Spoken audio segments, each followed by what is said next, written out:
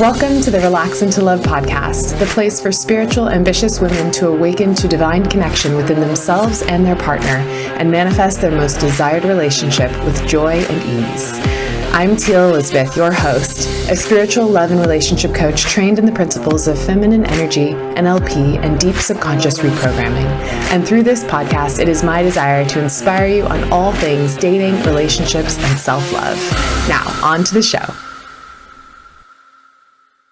Hello, my gorgeous, gorgeous souls. I wanted to just jump right into a topic that is so incredibly important to talk about right now, and that is the topic of stress. This has been something that I have to say, even living here in Bali, I have been feeling the effects of stress on our planet right now so severely because of this crazy outbreak with the coronavirus and all of just the unrest and unsettlement of the world right now. And so I just, as your love coach, as your role model here of what it takes to be able to really relax into love with relationships, but also just with yourself, I really want to speak to this and speak to this concept of stress and give you actionable tools that you can use to start really relaxing and de-stressing yourself. So the first thing that I really want to kind of speak to is, how do you know when you're stressed? And it's beautiful that we're getting to talk about this, because this is actually something I have been studying and researching for so long, and was actually the main core component of what I did when I was working at Uber on the people development team in San Francisco, is that I was building out stress management programs. And stress is a real thing, right? And there are two types of stress. There is eustress, and then there is distress. Eustress is actually a really beautiful type of stress. And this is when we are actually able to use that kind of little bit of extra energy and kind of fight or flight feeling to propel us forward into starting that new job, or asking someone out on a date, or, kind of those little momentum movements to kind of get you outside of your comfort zone. But then there's the other type of stress, and that is the distress. And when we allow ourselves to get caught up in the distress, that's when things can really start to eat away our confidence and our feeling of stability, and all of just like sucking out all of the emotions from our being, right? And I can sense right now, because there is so much just uncertainty and anxiety and fear coming through with the world and kind of the start to 2020, there is a lot of distress that is kind of an undergoing current on the day-to-day. And although you may or may not be feeling the effects of it on the day-to-day, it is just kind of there, right? Is this unease, this unrest. And I want to speak to that and speak to this energy so that we can be very, very cognizant and aware of how we're actually showing up on the day-to-day and how we're allowing it to affect us. Because if we're not aware of how it affects us, it can really start to shift and damage how we're thinking about ourselves, how we're showing up with our loved ones, and how we're really able to move forward in where we want to go with our life, right? So let's really kind of break down, first the understandings of what does it look like when you are feeling stressed? And what is that underlying distress feeling, right? It shows up differently for everybody. For some people, it shows up as wanting to just dig a hole and die, or dig a hole and just run away from the world and just pretend like everything's just non-existing.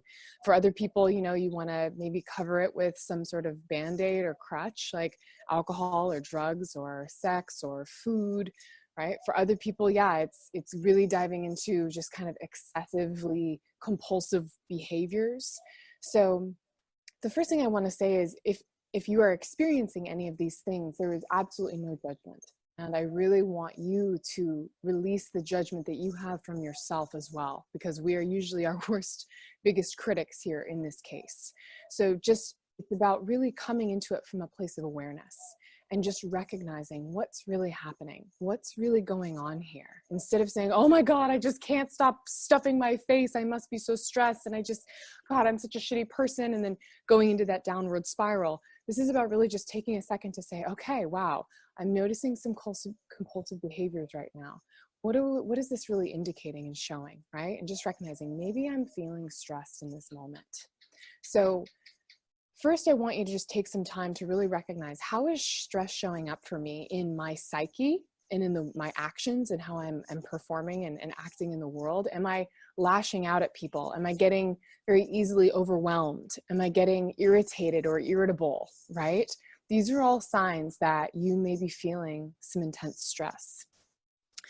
Then the second thing is about really checking in with your body. You know, how does your body feel? Is there anywhere in your body that feels really constricted or heavy, or feeling like there's a big weight on your shoulders, or pressure in your head, or constriction in your heart, or maybe butterflies, or just, kind of emptiness in your belly? These are also indicators that you are experiencing stress. And so just really, once again, from a place of curiosity and understanding, just start to be aware and just start to notice, how is my body feeling? Really checking in with your body and not making it a bad thing and this horrible thing that is just taking over, right? Because that just adds to the stress. It's not helping anything. This is just about really just starting to come to it with a place of understanding and awareness, and really recognizing, okay, where is this coming from, right? Where is this coming from, and how is it manifesting in my body and in my psyche?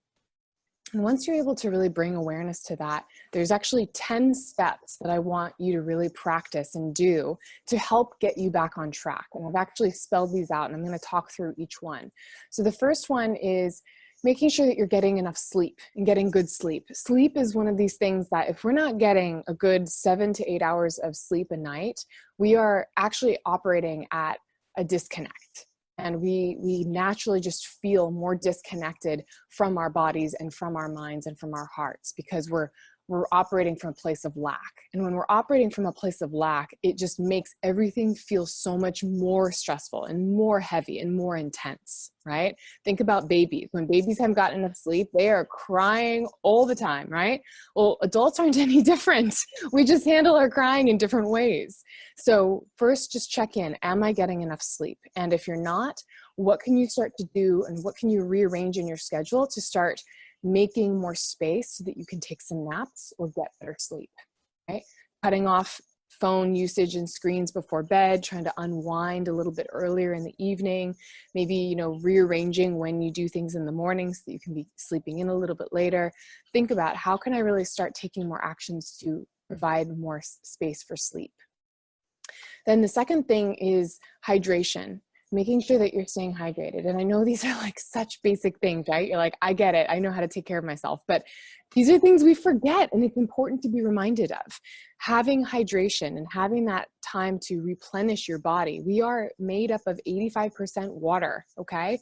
And when we forget to hydrate ourselves because of being stressed and being in other places in our mind, it really just drains our body and it makes us feel more tired. And when we're tired, we can't operate at our best, right? And a lot of tiredness manifests itself in wanting to eat and wanting to drink and wanting to get energy from other things, which then add to the just overall feeling of sluggishness and just not feeling good about ourselves, and then the mental psyche. So it's all related, right? And it's all just like builds on itself one after another. So one is sleep. Second one is hydration. Make sure you're hydrating every single day and getting the proper amount of water for your body. Then the third thing is exercise and actually moving your body and getting into your body. So I know that when we are feeling really stressed and overwhelmed, the last thing we want to do is like force ourselves to go to the gym. So if you're really like not feeling in that motivated space to go to the gym, that's okay. But just start to see, what can I do that would feel okay and what would feel good to me and I can actually get myself to do to really get myself moving a little bit. Because we all know that when we get our endorphins going and we start moving our body, we're literally shifting out stagnant energy that gets stuck in our body. And this is really important when we're feeling stressed, because we tend to just stagnate and just sit in it and ruminate in the feelings and the uncomfortableness, right? So do what you can to move your body, get out into nature, and really just immerse yourself in something outside of your everyday normal routine.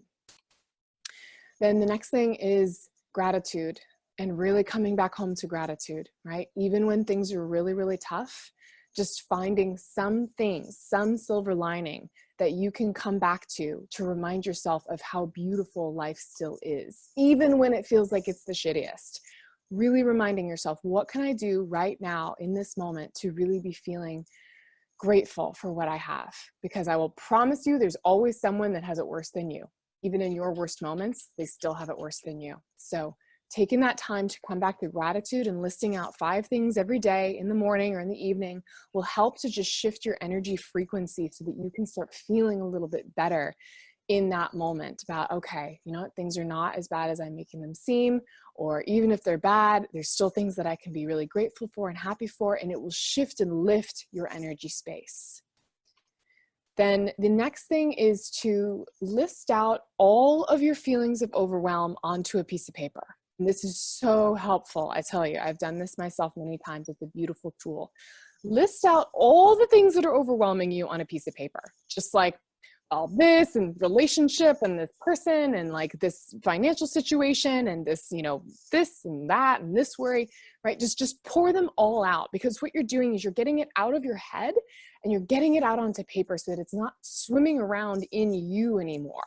And when you do that, you can actually look at it objectively and see it for what it is and say, okay, I recognize this is not helping me and I'm not enjoying this, but at least it's not carrying around inside of me, right? It's just out here on a piece of paper, and now I can take steps to start handling it.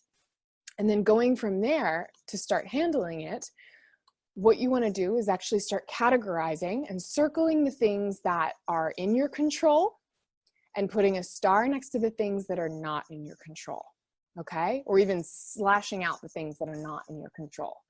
And when you do this, you'll start to recognize and see where you can just really release and surrender, and where you can really put your focus and energy to start gaining back that feeling of control. Because a lot of stress comes from feeling out of control and not feeling like you have a plan, not feeling like you are able to see and know how things are going to unfold. So when we can start to recognize, okay, these things are in my control and I can start focusing on those things, and these things are out of my control, that's the next part, is releasing and letting go of the things that are not in your control. And I know that's easier said than done, but the best way to do that is just to go line by line with each of these things.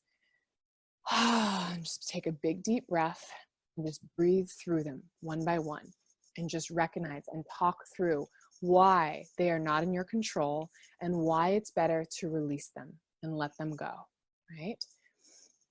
And then the next part is about checking in with what is the deeper fear that is really coming through this, right? Because a lot of stress is also running through a feeling of general anxiety, and anxiety is run through fear. So what is this fear that is underlying all of this stress? Is it a fear of losing your job? Is it a fear of someone leaving you? Is it a fear of not being able to make enough money, right? Like, start checking in on what is this deeper fear that's really running and controlling and dictating this source of stress for me. And then the final thing around this is talking to that fear and actually going there in your head, and maybe with a partner that can support you through this, talking through, why is this fear not getting to run the show anymore, right? What is it that you can do, even if this fear came true, that shows that you're still safe and that shows that you're going to be okay, even if the worst case scenario happened, right? Go there, stare that fear in the face, and move through it and take your power back in that moment. And I promise you, this is going to be so pivotal for you and so powerful for you to be able to stare that fear in the face and say, you're not in control of me anymore. And I refuse to let you dictate how I feel and how I show up, right? So really just breathing through those fears, staring those fears in the face, and talking through why they're not true and taking your power back. And then the last thing is just starting to really come back to trust and to faith, and just release everything to the universe and just say, I trust and I surrender to the universe that everything is flowing as it needs to flow, and I am supported and I am safe, right? And I'm going to be okay no matter what. And think about all the people that are in your life that are there to support you, and just also know that you are your biggest support. You are your biggest rock. And think through all the moments in your past when maybe you've also had experiences of struggling with different encounters or different challenges, and how you move through that and how resilient and powerful you were in that moment. And just remind yourself that you are a powerful being, and that no matter what happens in this moment, you are going to be okay. Whew, powerful, huh?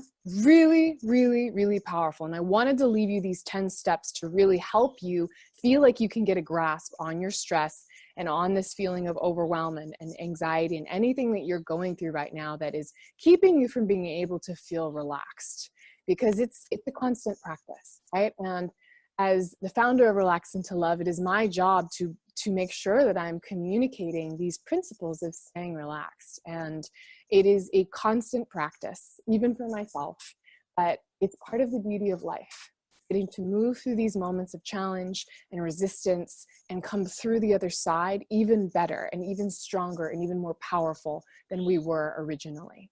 Okay?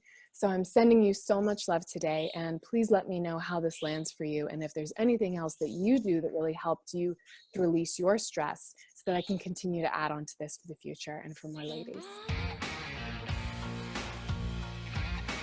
Thanks for tuning in to another amazing episode of the Relax into Love podcast. If you are loving what you're hearing, please, I would love for you to write me a heartfelt review. It means so much for the success of this podcast. And honestly, I love hearing what really hits home for your soul. And the feedback, really, I read every piece of it. So definitely pop me a love note and share this with a friend. Share this with someone who you know could really use this message today. And let's keep spreading the love. Until next time.